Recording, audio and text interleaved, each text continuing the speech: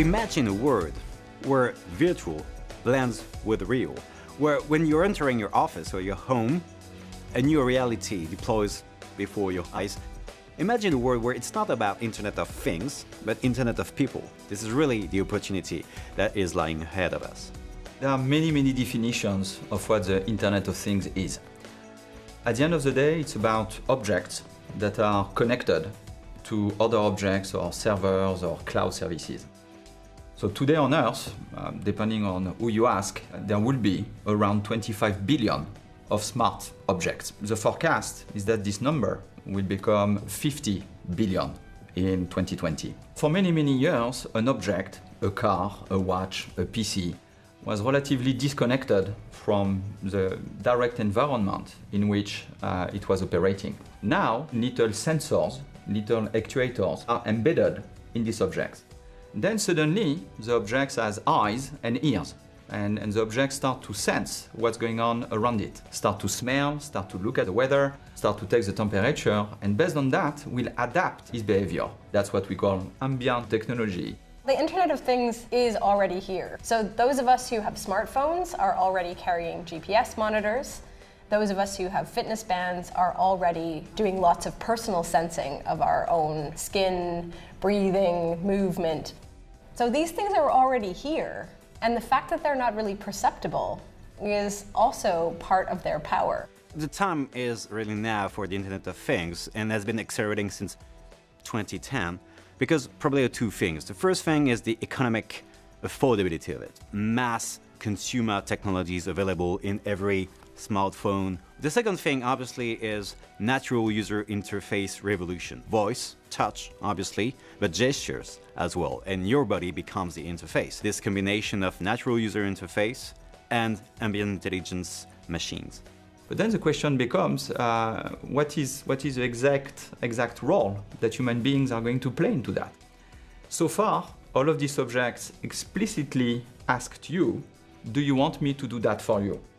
But now, more and more, you start to see people saying, you know, we shouldn't even ask. We should infer automatically from the behavior of people, from what's going on outside. And based on these ambient technologies, we will be able to detect automatically what people want, and we will do it for you.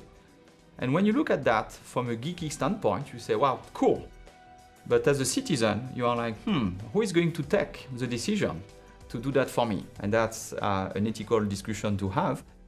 There are really big questions about the extent to which more information or more data from more networked objects will actually improve the quality of our experience.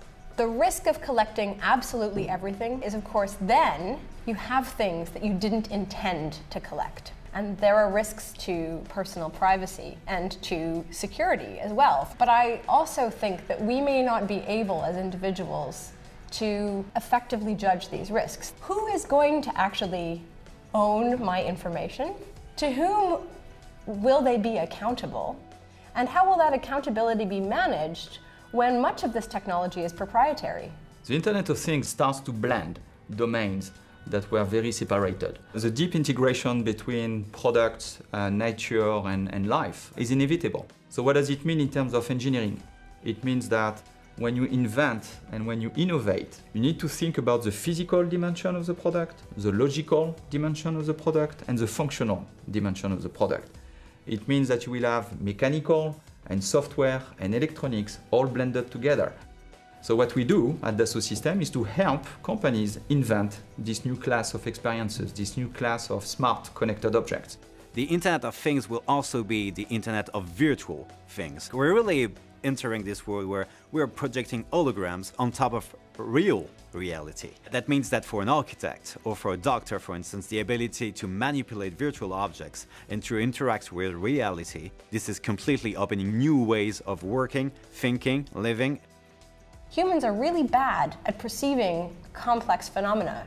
To me, this is the most fundamental and most transformative aspect of the Internet of Things, is that it can allow us to sense beyond ourselves, but only if we designed it in such a way that that's possible. For the last 20 years, people were projecting the future in 10 years or 5 years. Now we are talking about things that will happen in 1 year and a half, 2 years and a half. So the speed at which the future is defined is really interesting. The real question we should ask ourselves as citizens is how we do ensure that there is not a digital divide, but digital inclusion. Technology is definitely invading our world. It can be scary or it can be a fantastic opportunity.